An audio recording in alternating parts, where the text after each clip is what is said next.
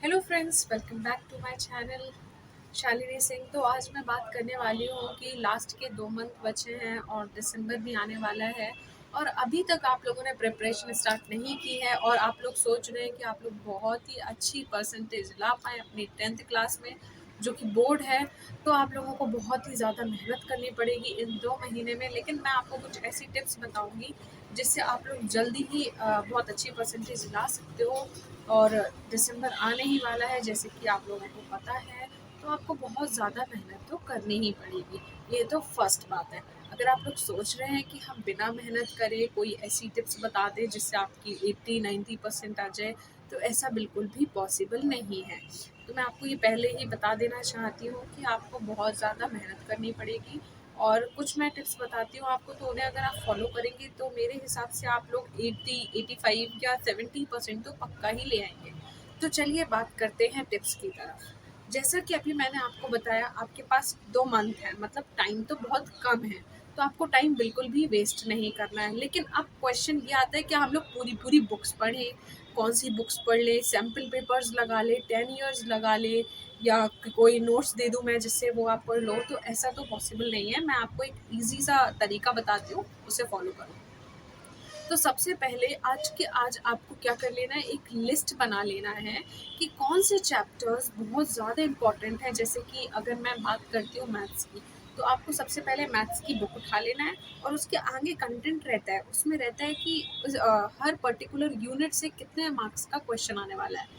तो आप ये देखिए कि किस यूनिट से सबसे ज़्यादा मार्क्स के क्वेश्चंस आने वाले हैं। तो आप देखिए उसमें 20 मार्क्स की बहुत सारी यूनिट्स हैं। 2-3 यूनिट आप उसको उठा लो जो आपको अच्छी लगती हो, उनको लगा डालो। अब जैसे आप लोग सोच रहे होंगे कि उस 2-3 यूनिट आपने ली, उसमें तो बहुत सारे चैप्टर्स हैं, तो आप उसको कैसे कंप्लीट करोगे?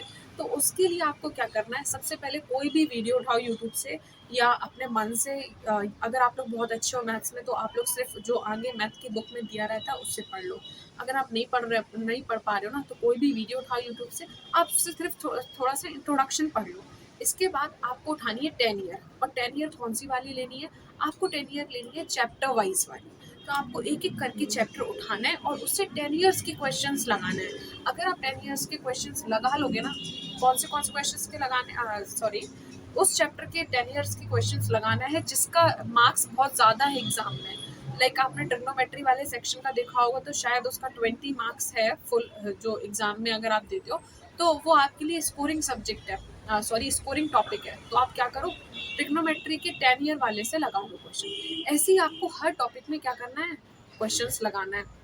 आप साइंस की कोई भी वो उठा लो। साइंस में देखो यूनिट्स, किस यूनिट से सबसे ज़्यादा मार्क्स का क्वेश्चंस आने वाले हैं। आप उस यूनिट को उठाओ, उसकी 10 ईयर लगाओ। सबसे पहले बेसिक थोड़ा सा पढ़ लो, थोड़ा ही पढ़ो, ज़्यादा मत डिटेल में जाओ।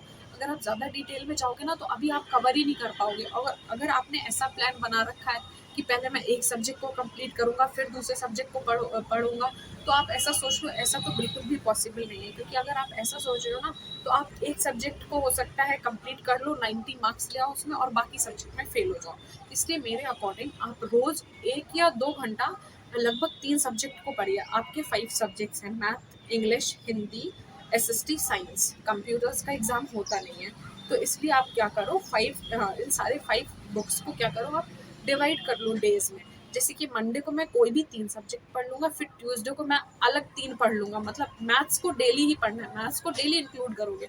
और 2 सब्जेक्ट कोई भी ले लो, जैसे आज मैंने 2 ये ले लिए, तो फिर दूसरे दिन मैं ये वाले 2 नहीं लेकर दूसरे 2 ले लूंगा, जिससे मेरे सारे सब्जेक्ट क्लियर हो जाए। और आपको जो हर सब्जेक्ट है ना, उस पर 2 घंटे देने होंगे। मतलब मिनिमम आपको 6 घंटे देने ही पड़ेंगे एक दिन में। 2 घंटे मैथ के हो गए, 2 घंटे साइंस के हो गए, और 2 घंटे हो गए आपके एसएसटी के। इतना तो आपको वर्क करना ही पड़ेगा। अब एक क्वेश्चन बहुत ज़्यादा दिमाग में आता है कि हम रोज़ स्कूल जाएँगे तो फिर कैसे कंप्लीट कर पाएँगे? तो आप लोग पहले ये डिसाइड कर लो कि आपके स्कूल में पढ़ाई कैसी होती है। मतलब बहुत ज़्यादा पढ़ाते हो तो आप लोग अपना स्कूल ड्रॉप मत करो, डेली जाओ। लेकिन अगर आपके स्कूल में नहीं पढ़ा रहे हैं, आपको नहीं समझ में आता है, एक्टिविटीज़ वगैरह चल रही है ना, तो आप लोग स्कूल को हफ्ते में, मतलब जैसे 1 वीक में आप लोग 2 या 3 दिन ही स्कूल जाओ, बाकी अपने घर बैठ के तैयारी करो। और घर घर में आपको मैंने सिर्फ 6 आवर्स बोले हैं, जो कि ज़्यादा नहीं है, क्योंकि आप खुद सोचो, आपने 8 मंथ्स वेस्ट कर डाले हैं। अगर आप अपनी ये जो लास्ट के 2 मंथ हैं, इसमें अच्छे से पढ़ाई करते हो ना, जैसे जनवरी और दिसंबर, और जनवरी में भी किसी के प्री बोर्ड्स स्टार्ट हो जाते हैं और फरवरी में आपका एग्ज़ाम है। तो आपको सिर्फ 2 से लेकर ढाई मंथ, मतलब 2 टू 2.5 मंथ्स पढ़ाई करना है, वो भी मन से। इसके बाद आपकी परसेंटेज आ सकती है 80, और आपका भी मतलब आप लोगों को भी कभी भी ये नहीं लगेगा कि मैंने टाइम वेस्ट किया, क्योंकि आपने 8 मंथ तो अच्छे से एंजॉय भी कर लिया और परसेंटेज भी ठीक बन गई। तो अगर आपको कुछ भी दिक्कत होती है पढ़ाई से रिलेटेड या कोई टॉपिक समझ में नहीं आता है, तो मुझे आप कमेंट करके बता सकते हो, तो मैं उस टॉपिक को अच्छे से इलेबोरेट करके उसे टॉपिक का वीडियो बना के डाल सकती हूँ। और नेक्स्ट जो भी जिस बारे में भी आप लोग मुझसे पूछना चाहते हो उसका कमेंट मुझे ज़रूर डाल दीजिएगा, तो मैं नेक्स्ट वीडियो उसी टॉपिक से रिलेटेड डाल दूँगी। आप लोग मेरे चैनल को जल्दी से कर लो सब्सक्राइब, लाइक, और ऐसी ही अच्छी अच्छी इन्फॉर्मेशन के लिए। Bye bye friends, thank you for watching.